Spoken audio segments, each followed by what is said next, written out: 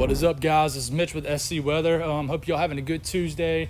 I do have another update for you guys because we're getting a little bit more information and starting to come together. We're starting to get a better idea what's going to happen with Laura, how strong, where she's going to hit, things like that. Before we get going in this video, I asked y'all to subscribe. I'm making a lot of progress this year, and I'm trying to get to 1,000 subscribers. That is my goal, and before the end of the year. So please support me by hitting that subscribe button. It means a lot. It's just a way to support me.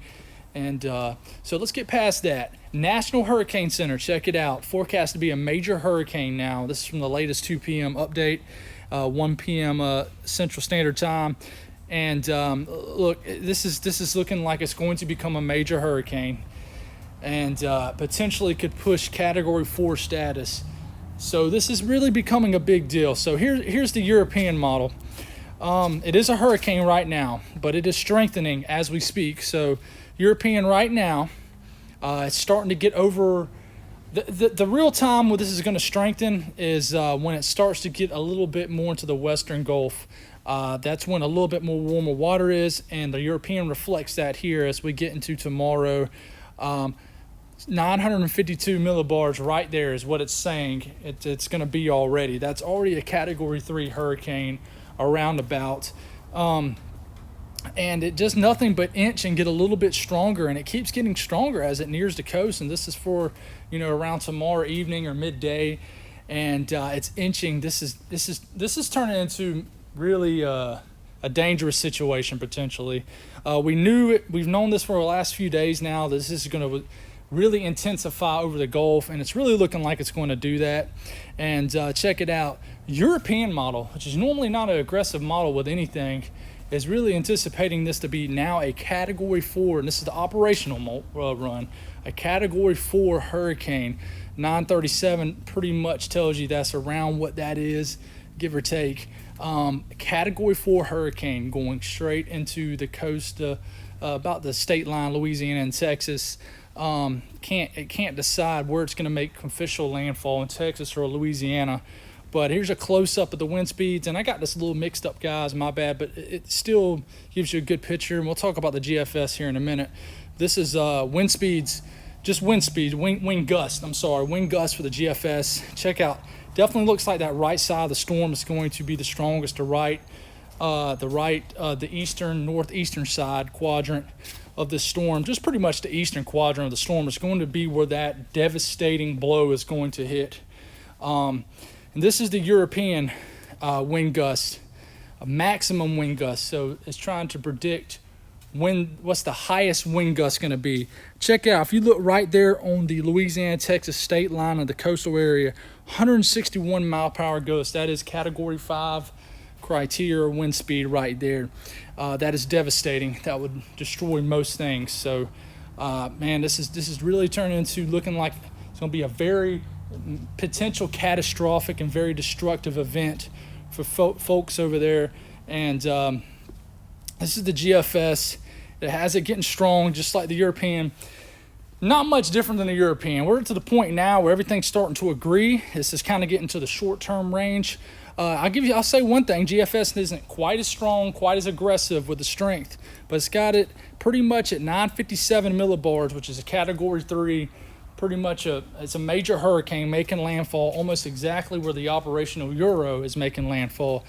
Huge deal still. Starts to plow inland, and I'm going to begin to talk about what could occur after it gets inland and go back and forth from the actual impact.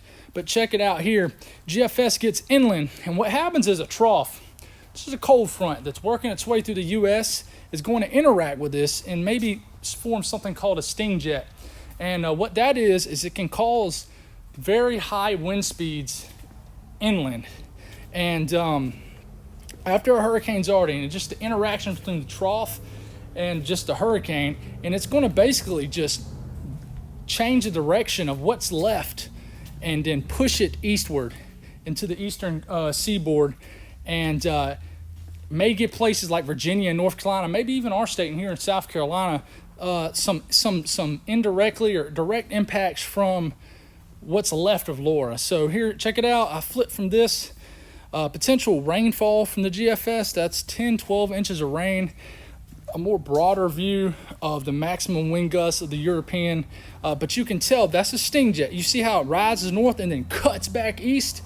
That is when the trough hits, it immediately changes the direction of whatever's left of Laura. And the sting jet, and I'll be honest, I'm still learning a lot on this. I don't know exactly why it happens, but it happens, and it causes wind speeds to really maintain even after Laura is basically destroyed. The same thing happened with Michael. When Michael hit the Florida Panhandle, wind speeds actually increased when it got into the Virginia and North Carolina area, and caused a lot of damage well inland. And check it out. You can tell maximum wind gusts, well, potential just wind gusts in general off the GFS for South Carolina, North Carolina. It could be definitely a windy day. When this impacts us, Laura, if it directly impacts us at all, it'll be Saturday and a Sunday. It'll be some breezy conditions, maybe some thunderstorms.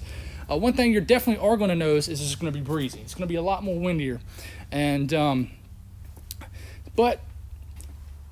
storm surge. Storm surge has potential to be catastrophic.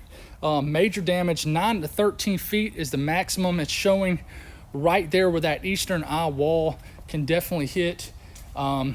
This is just turning out to maybe potentially be a really bad situation for our eastern Texas and western coastal areas of Louisiana friends. But this is the model intensity guidance, and it just has that jolt up in strength as it gets into the bath waters of the Gulf of Mexico, and then obviously it goes back down as it gets over land. So there's no doubt this is going to strengthen. Model plots have basically zoomed in on that Texas-Louisiana state border coastal area. A lot of people keep talking, will it trend west? Yeah, it could trend west. Houston is definitely not out of the woods, Galveston area, so we're going to continue to watch. Active times, guys. And it ain't over for us in the Carolinas either. We need to keep paying attention to things and seeing how it evolves in the Atlantic as we get deeper into hurricane center. Y'all have a blessed night.